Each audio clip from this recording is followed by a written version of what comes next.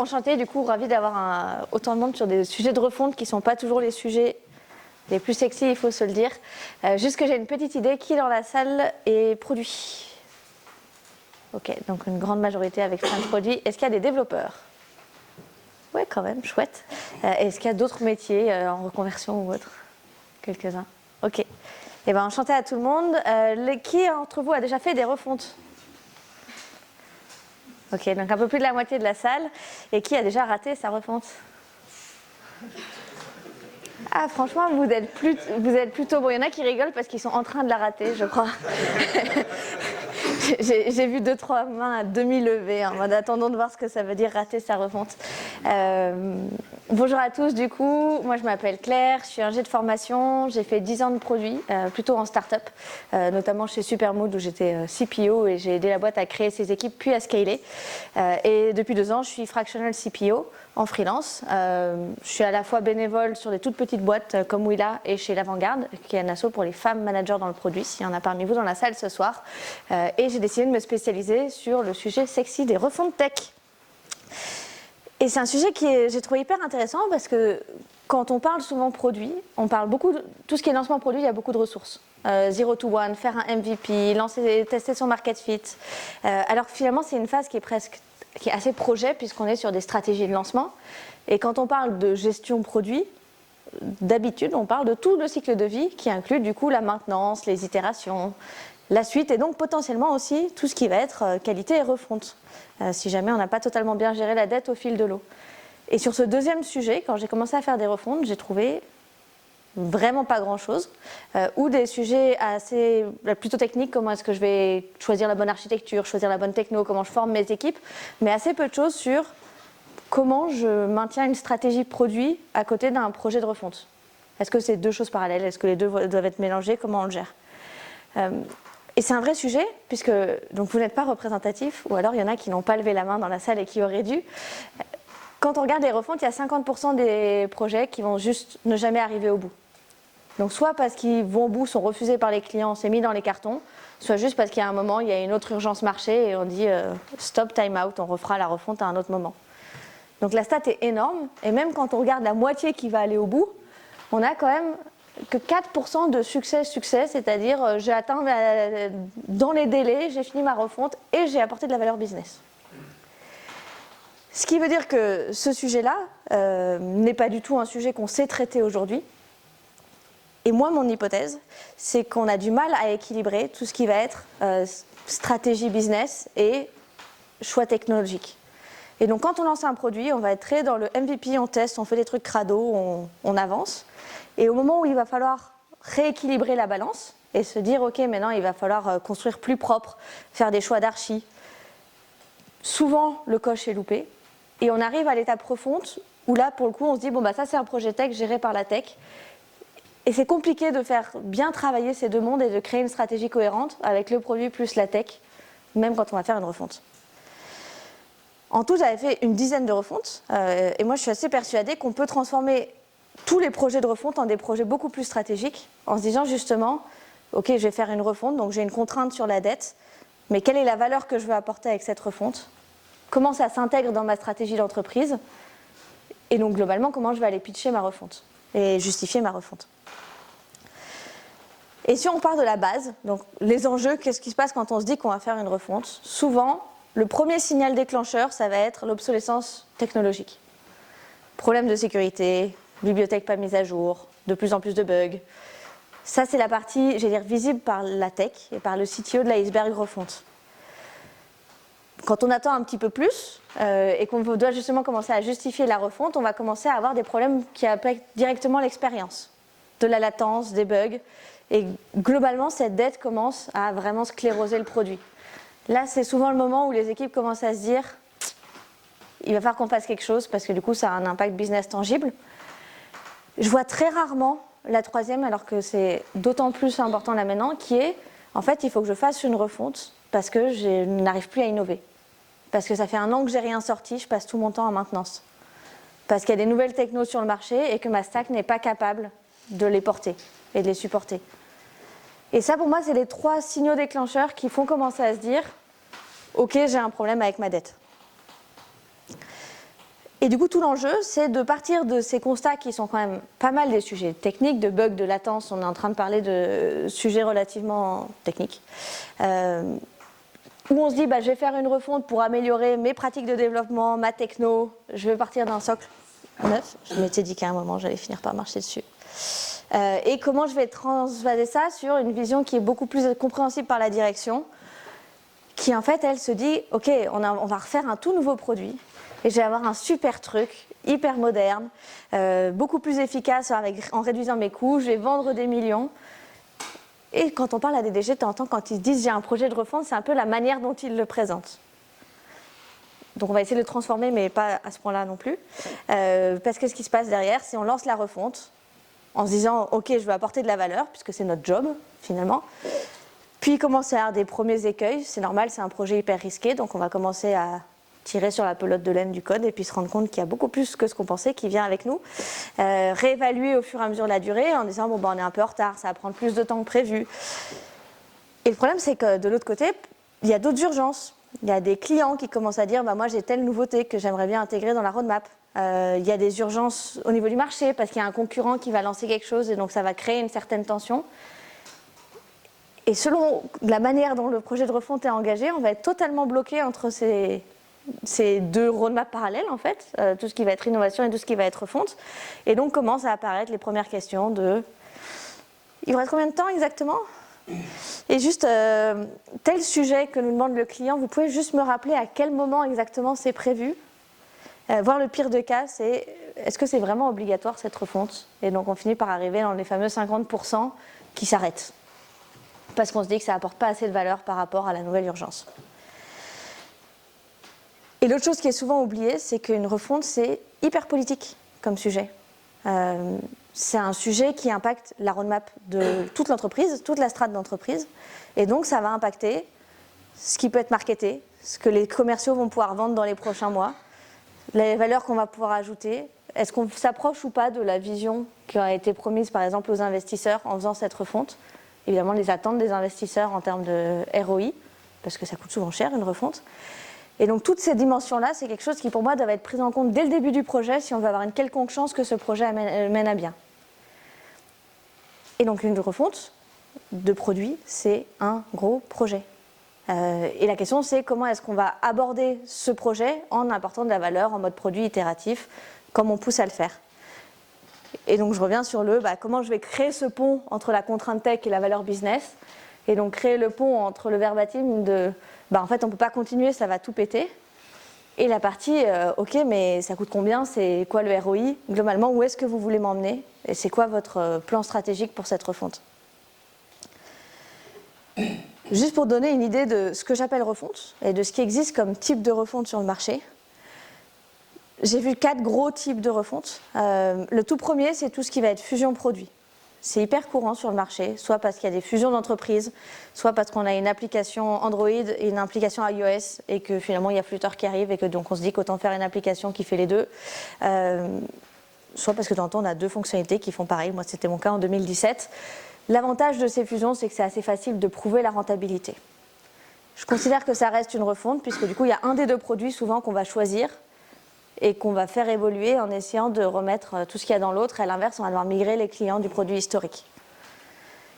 Le deuxième type de refonte, moi j'appelle ça les refontes Big Bang. C'est le fameux truc, je vais partir d'une page blanche, parce que le truc il est tellement crado qu'autant que je recommence de zéro. J'ai une opinion assez forte dessus, mais globalement c'est quelque chose qui est souvent entendu, et c'est souvent ce qui va être vendu en disant c'est plus rapide, et c'est plus efficace en fait de repartir de zéro plutôt que d'essayer de se replonger dans ce qui existe. Et les 2 derniers types, c'est un peu des cousines. Il y a tout ce qui va être refonte pas à pas. Donc ok, j'accepte que j'ai un legacy et comment je vais le faire évoluer en parallèle de ma stratégie produit. Et refonte par interfaçage qui est, j'ai un legacy, je ne peux clairement pas continuer avec cette base de code parce que c'est tout crado. Mais comme je veux migrer mes clients petit à petit, je vais créer une interface au-dessus avec la nouvelle techno. Et c'est cette interface qui va dispatcher les appels utilisateurs, tant en temps vers l'ancien, tant en temps vers le nouveau. Donc moi j'ai tous mes utilisateurs sur la même interface initialement et c'est juste selon ce qu'il fait et selon ce qu'on a déjà migré, je vais taper dans l'un ou dans l'autre. Et donc ça évite de retarder la migration utilisateur à la fin, même si on repart un peu d'une page blanche. C'est la plus complexe technologiquement parce que ça demande souvent un bon travail côté tech pour s'assurer que ça fonctionne, qu'il n'y a pas trop de délai, qu'il n'y a pas trop de latence. Mais une fois que c'est mis en place, c'est beaucoup plus simple pour la suite de la refonte.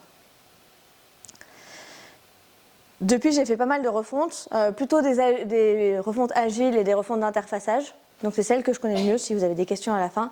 Mais du coup, j'ai vu un peu de tout. Et ce que je trouve intéressant, c'est que quand on parle de qu'est-ce que je pense de la refonte, si je vous dis demain, vous allez faire une fusion de produits, je suppose qu'il n'y a pas grand monde dans la salle qui se dit super génial. Alors qu'en revanche, si je vous dis, ok, demain, je te donne une squad de 5 personnes et tu peux réinventer notre produit, là déjà, soudain, on a un peu plus de monde intéressé. Ça retombe dès qu'on commence à dire, on va faire une refonte agile, on va refondre au fur et à mesure. Parce que ça donne cette impression de ouais, bon, on va continuer à bosser comme d'habitude, juste avec une contrainte en plus qui est la dette. Le truc, c'est que les gens avec qui on bosse, c'est pas du tout leur perception de la refonte. Eux, quand on leur dit je vais faire une fusion de produits, ok, rentabilité logique, sur le papier, on peut y aller. En revanche, fais-moi confiance, donne-moi une feuille blanche, je te refais le produit, et puis tu migres tous les clients dans 6 mois, 1 an dessus. J'ai rarement vu quelqu'un côté DG ou CEO qui se dit super, allez-y les gars, j'ai super confiance dans votre plan. Et dès qu'on retrouve en revanche les refontes agiles et pas à pas, là on commence à retrouver de l'intérêt puisqu'on commence à dire bah, vous allez pouvoir apporter de la valeur au fur et à mesure. S'il faut faire une pause sur la refonte pour une nouvelle fonctionnalité, bah, si elle est sur le socle qu'on a déjà refondu, c'est possible. Et donc en gros on prend beaucoup moins de risques, on étale le risque en tout cas sur le dernier type de refonte même s'il coûte plus cher. Et donc, toutes ces différentes catégories de refonte, pour moi, il y a vraiment 2 grandes familles qui vont être tout ce qui va être, je fais une refonte Big Bang, ce que moi j'appelle aussi les refontes en V, parce que globalement c'est un tunnel où je parie que dans 6 mois, 1 an, mon nouveau produit sera mieux que l'ancien et que je pourrai migrer tous mes clients facilement dessus. Ce qui est super efficace quand vous testez un nouveau marché et qu'on se dit, bah, de toute façon, c'est pas la même base client, donc autant ne pas s'embêter du legacy. Si je veux faire vraiment un truc en mode ISO, c'est hyper bien documenté. En moins de 6 mois, je sais que j'ai fait la migration. Notamment aujourd'hui, il y a de plus en plus de logiciels IA qui proposent sur des applications, s'il faut juste vraiment la transposer à l'identique, de le faire assez rapidement. Je dis assez bien documenté parce qu'il faut que ce soit propre la base, sinon l'IA elle récupère un truc crade de l'autre côté. Donc c'est une refonte pour copier la dette dans un autre langage, c'est un peu moins intéressant. S'il faut dynamiser la culture d'un coup et dire ok, là on bouge, on avance, il faut qu'on prouve des choses, et dans ce cas-là c'est intéressant de le faire.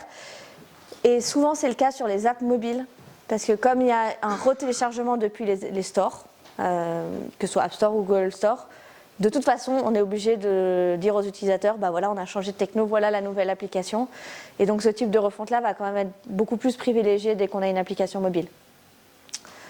Attention au taux de risque. Plus haut taux de risque, plus haut taux d'échec. Toujours sur la même étude que je citais au début de Standish Group, on a au moins plus 10% d'échecs si on décide de partir d'une page blanche, toute refonte confondue. Donc je vous laisse imaginer si en fait c'est pas 6 mois mais 1 an, 3 ans et tout. Voilà, le risque est incrémental. Et de l'autre côté, sur les refontes agiles et itératives, c'est ce qui est le plus adapté aux refontes longues, puisque du coup on va pouvoir s'adapter au marché dans le temps. On peut reprioriser, on peut se dire ok, bah, c'est souvent aussi le moment de changer l'orga de l'équipe, en se disant tant qu'à faire, comment on va bosser dans les 2 ans à venir, est-ce qu'il y a des nouvelles cultures à mettre en place, notamment il y a des formations à prévoir sur nouvelles techno, nouveaux process, etc.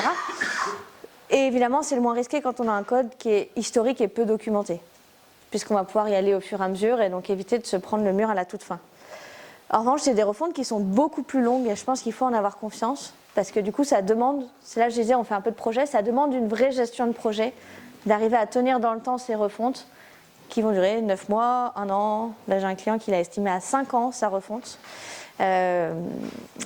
Évidemment, ça demande une sacrée gestion de projet à côté pour tenir dans la durée et pour arriver à trouver aussi des leviers de motivation dans les équipes à qui on dit, bah, dans les 5 prochaines années, on va réécrire le logiciel. Là, c'est 5 ans parce que justement, ils ont décidé de rajouter dedans des nouvelles fonctionnalités pour que ce ne soit pas 3 ans d'ISO et qu'à la fin, il n'y ait plus personne. Et donc, comment on fait pour transformer cette refonte en quelque chose qui est un peu plus tangible et qui a plus de succès business? Pour moi, il y a 3 gros piliers. Le premier, ça va être tout ce qui est architecture techno, choix technologique.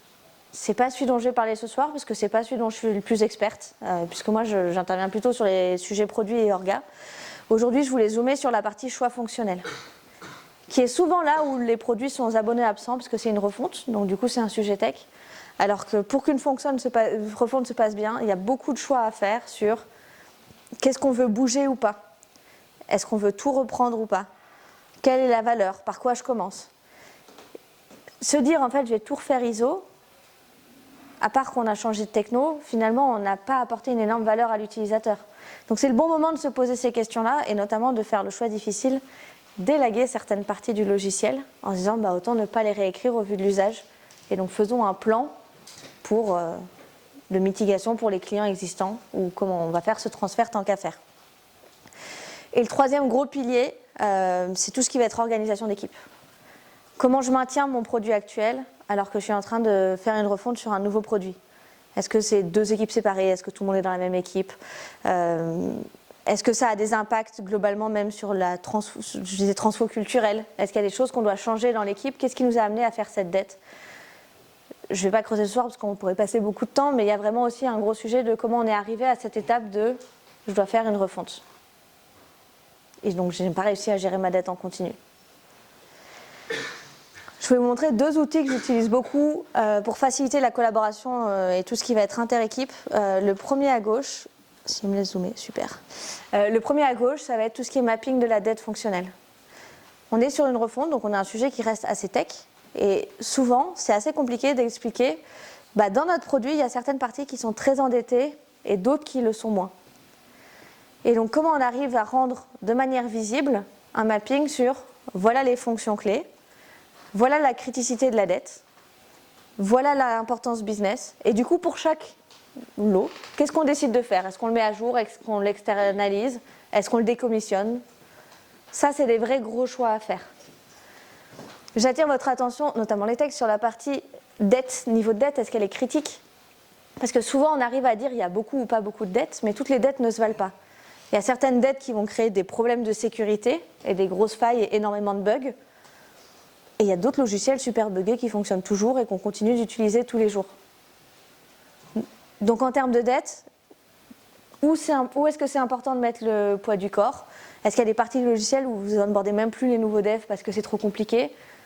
Voilà, quelle est l'importance de chaque dette? Et une fois qu'on a ça, comment je mappe mes différents liens entre les différents lots fonctionnels? Qu'est-ce qui fonctionne? Par quoi je peux commencer? Ce deuxième schéma, il est hyper important pour que n'importe qui dans la boîte puisse dessiner sa roadmap de refonte.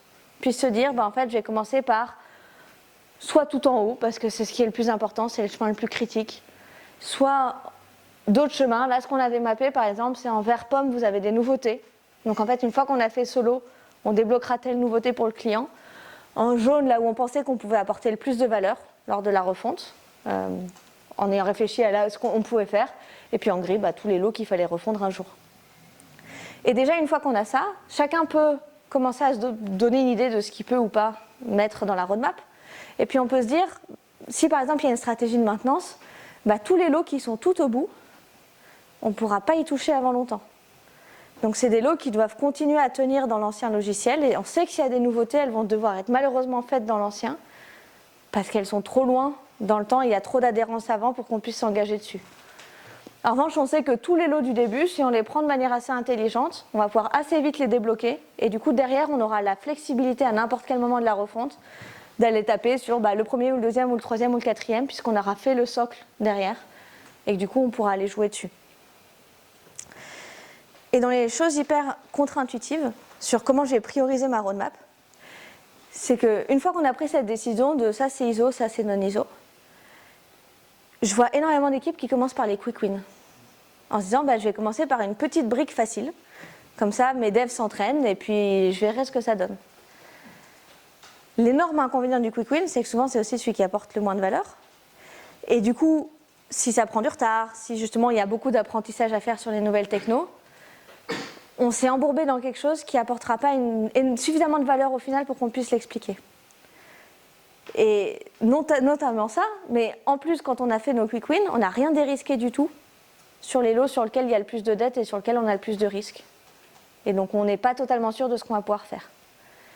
Et donc moi, mon approche, elle est assez différente là-dessus, c'est de dire, on va essayer de commencer par prendre un lot où on sait qu'on peut apporter beaucoup de valeur, sur lequel il y a de la dette. Et donc, même si on est un peu en retard, on aura suffisamment de choses pour justifier le retard. En tout cas, on apportera suffisamment de valeur pour dire, bah voilà, peut-être que ça nous a pris un mois de plus, mais regardez ce qu'on a réussi à faire derrière. Maintenant, on va réestimer la refonte en prenant en compte les apprentissages, mais en tout cas, vous voyez qu'on peut faire de la refonte et sortir des choses.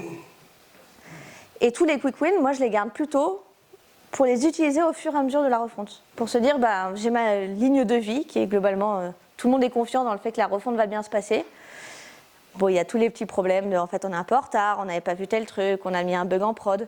Et les quick wins, c'est une fois qu'on a descendu un peu trop au niveau de vie et qu'on doit se dire, ok, là, c'est le moment de redonner un peu de jus, un petit peu de jus à cette refonte pour réembarquer les stakeholders qui en auraient besoin. Et donc, elle est hyper importante, cette stratégie de quick win, et de se dire quels sont mes quick wins, parce que si vous les utilisez de cette manière-là, vous avez un vrai levier pour jauger au fur et à mesure de votre refonte et embarquer au fur et à mesure de votre refonte les stakeholders, ce qui est plus compliqué si vous les avez fait au début, et du coup, il vous reste que les trucs super relous à la fin, où la refonte, elle prend 1 an, puis 2 ans, puis 3 ans, et en fait, c'est mais vous êtes sur quoi ? Bah, sur telle méga brique, et donc c'est une de celles qui est les plus compliquées, et c'est maintenant qu'on se prend les pieds dans le tapis. Et évidemment, ce qui est hyper important, c'est aussi d'anticiper tout ce qui est roadmap de décommissionnement. Et sur ça, je disais, il y a des choix forts qui doivent être faits dès le début de la refonte, en se disant, bah, ces bouts-là, on ne va pas les transcrire dans le nouveau logiciel parce qu'ils n'apportent pas assez de valeur, parce que ça prend du temps de tuer et de décommissionner un produit. Et donc, le plus tôt c'est anticipé, le plus vous aurez de temps pour faire des vrais plans clients, les prévenir, trouver des solutions, pour qu'à la fin de la refonte, ce soit déjà loin derrière vous et que vous n'ayez pas à faire passer ça. Encore une fois, tout d'un coup, à la fin, en mode, bah maintenant on débranche tout et puis voilà, il y a 4 trucs qui ont sauté et dommage. Sur ce petit schéma, vous voyez que si on fait, entre guillemets, une refonte cycle en V, souvent ce qui se passe, c'est qu'on dit, bah voilà mon chemin de refonte et on se revoit dans 1 an. Alors que si on arrive à avoir ce mapping, on voit bien qu'il y a plein de chemins qui sont possibles. Et donc, c'est des discussions qui peuvent, par exemple, j'ai déjà animé en atelier d'équipe, en disant, bah, on va prendre les équipes produits, les équipes tech, les équipes design, et puis pourquoi pas des équipes plus opérationnelles. Comme tout le monde a la modélisation, n'importe qui peut jouer et peut dire, bah, moi, voilà la roadmap de refonte que j'aurais faite.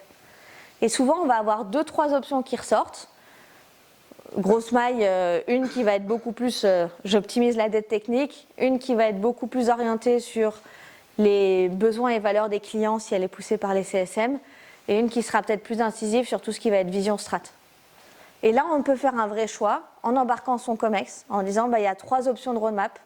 Évidemment, plus on rajoute des nouveautés, plus la refonte est longue. Où est-ce qu'on veut mettre la barre ? Est-ce qu'on veut aller au plus vite ? Est-ce qu'on accepte un truc intermédiaire ? Ou est-ce qu'à l'inverse, on se dit en fait on a le temps pour cette refonte parce qu'aujourd'hui, on a besoin de sortir des trucs régulièrement. Et quand on parle évidemment de KPI et de ROI de refonte, pour moi, c'est important d'allier à la fois les tech et les business. Donc se dire d'un côté, les premières, c'est celles auxquelles on parle souvent, temps de chargement, volume de bugs, fréquence de déploiement. Moi, je vous incite à aller un peu plus loin pour essayer de calculer, parce que par exemple, vous avez gagné du temps d'onboarding de dev, puisque là, on se rapproche directement d'une métrique plus financière, ou des coûts d'infra et de maintenance. Et du coup, de l'autre côté, on va avoir le classique NPS et délai de mise sur le marché, mais peut-être que votre fonte, elle va vous permettre d'optimiser des taux de conversion, par exemple. Si vous enlevez les bouts du produit qui sont moins utilisés et que vous repositionnez votre produit en faisant la refonte, statistiquement, vous allez du coup avoir une cible client plus étroite, puisque vous allez avoir pile les clients qui ont besoin de votre produit. Et du coup, vous allez perdre des insatisfaits, mais pour gagner des satisfaits qui vont vous promouvoir. Et ça évite sinon l'écueil qui est, bah, en fait, j'ai une brique que personne n'aime bien. Donc tout le monde dit le produit il est bien, sauf ce truc. Ouais, bah, du coup, est-ce qu'on veut garder ce truc ou est-ce que c'est le bon moment pour s'en séparer ? Bonus si on arrive à avoir des nouveaux marchés ou de l'augmentation du panier moyen, parce qu'on va, par exemple, retravailler le pricing. En disant, bah, tant qu'à faire la refonte, posons-nous sur qu'est-ce qui apporte de l'argent ou pas. Et du coup, on peut avoir des nouveaux paniers de pricing en mettant l'argent et l'investissement au bon endroit sur des choses qui vont augmenter la monétisation. Et ça, pareil, plus c'est anticipé, plus c'est réfléchi au début de la refonte, plus derrière vous avez une stratégie cohérente à proposer. Et je voulais juste terminer sur, moi je parle de refonte puisque du coup c'est un de mes gros sujets, mais comment on fait pour ceux qui du coup ne sont pas dans une refonte pour ne pas arriver à cette étape refonte ? Ou comment on fait pour que quand on est dans une refonte, on fasse un logiciel suffisamment propre pour ne pas refaire une refonte 3 ans plus tard, parce qu'il y a aussi des boîtes qui en soient 3, 4 refontes, etc. Et pour moi, un des gros sujets clés, c'est que si on se met dans un mode, en fait, il y a les sujets tech et les sujets business, je vous donne dans le mille de qui gagne. Et globalement, c'est pas nous. Globalement, c'est pas le côté plus tech ni produit d'ailleurs. Donc la vraie question, c'est comment je vais pouvoir combiner les deux au fur et à mesure et arrêter d'avoir ces deux timelines distinctes de j'ai des trucs tech, j'ai des trucs business, et puis si le business déborde sur la tech, le business a débordé sur la tech. Et donc, la dette, c'est une contrainte techno, et donc c'est quand je fais ma roadmap, moi par exemple en tant que produit, comment je vais intégrer ces contraintes de dette, ces contraintes technologiques, et comment on va travailler sur une roadmap qui est équilibrée au fur et à mesure du temps. Et le choix qu'on fait toujours, c'est qualité versus time to market. Au début, je vous disais, on se lance, on est sur du time to market, on va être le plus rapide possible, donc on teste sur du quick and dirty. Normalement, plus la boîte s'établit, plus il faut rééquilibrer cette balance pour aller vers plus de qualité, sans tomber dans l'extrême inverse où du coup tout devient très lent. Mais pour arriver à se dire, au fur et à mesure, je commence à résorber ma dette pour ne pas arriver à cette étape où je dois tout refaire. Et souvent, quand on arrive sur un stade refonte, c'est qu'il y a un sujet culturel sur la place du développeur dans la boîte.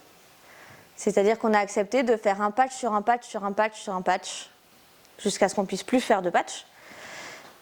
Et donc, c'est toujours des questions de est-ce que j'ai bien impliqué mes développeurs dès le début, quand on parle de priorité business, pour qu'ils puissent me dire, juste si tu as le choix entre la 1 et la 2 en initiative, il y en a une sur laquelle tu construis sur du sable et il y a l'autre qui est beaucoup plus safe. Donc si tu prends celle-là, prévois plus de temps pour qu'on puisse cleaner le code, par exemple. Il y a des sujets de comment on intègre la qualité dans les KPI de succès.